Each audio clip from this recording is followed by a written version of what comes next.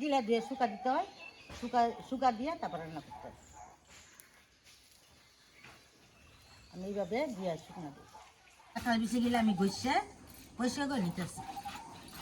Hello বন্ধুরা, কেমন আছো? পাট পাতা দিয়া কাঁঠাল বিচি চিংড়ি মাছ দিয়ে আমি ঝোল রান্না করি। পাট শাক গিলা ধুয়ে শুকা দিই।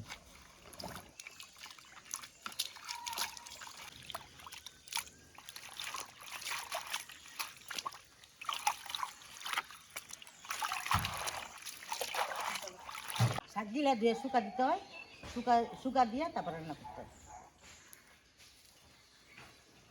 আমি এইভাবে দিয়ে শুকনা দিই।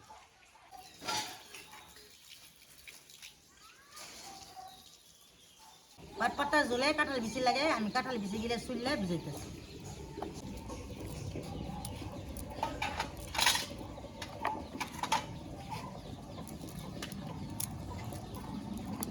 কাঁঠাল বিচি গিলা গত বছরকার, আমি সবসময় যত্ন করে রেখা দিই সারা বছর খাইবার লিয়ে।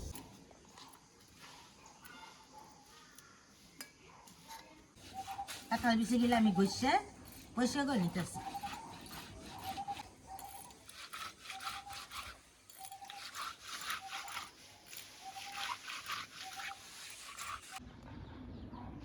পাট পাতা ঝোলের লিগে আমি চিংড়ি মাছের মাথা লইছি, মাথা গিলা বাইর দিয়ে আমি দিমু, মাথা গিলা বাড়।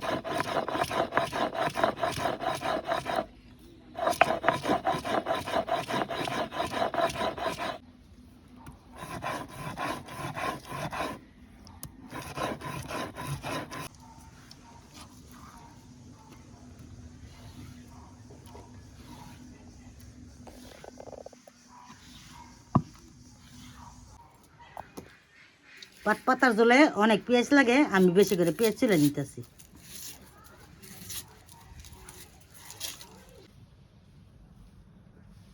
হাঁড়িতে সয়াবিন তেল দিতেছি, তেলে পেঁয়াজ দিতেছি।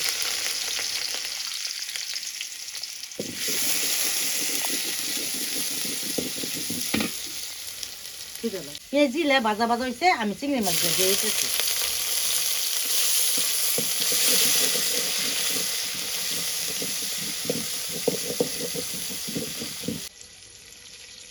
আদা রসুন,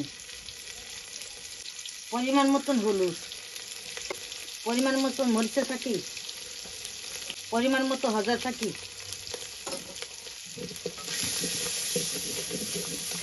ইসা মাছের মাথা গিলা পানি দিয়ে গুললে আমি মশলার মধ্যে দিয়ে দিতেছি। আমি পানি গিলা দিয়ে দিতেছি মাথার।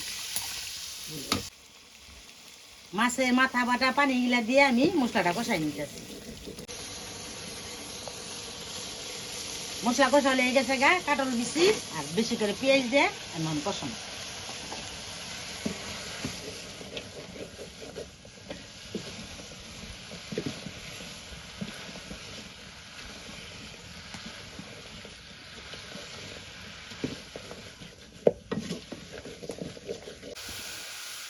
অল্প একটু পানি দিয়ে আমি কষাই নিব।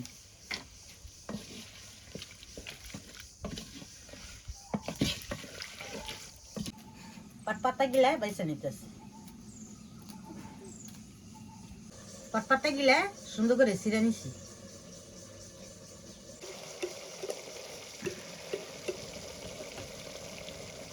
পরিমাণ মতন লবণ দিয়ে লইতেছি।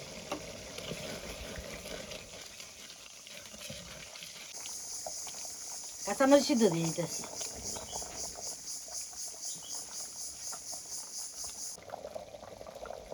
পাট পাতা গিলা দিয়ে দিতেছি।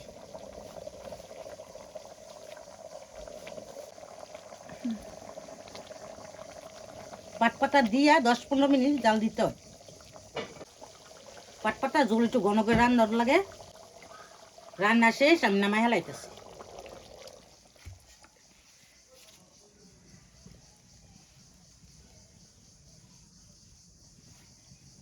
বন্ধুরা, এই যে আমার ঠাকুর রেসিপিটা কেমন হয়েছে কমেন্টে জানাবেন। আপনারা বাড়িতে এটা ট্রাই করবেন। আপনারা পেজটি ফলো করে দেবেন আর লাইক শেয়ার করে দেবেন। ধন্যবাদ আমাদের পাশে থাকার জন্য।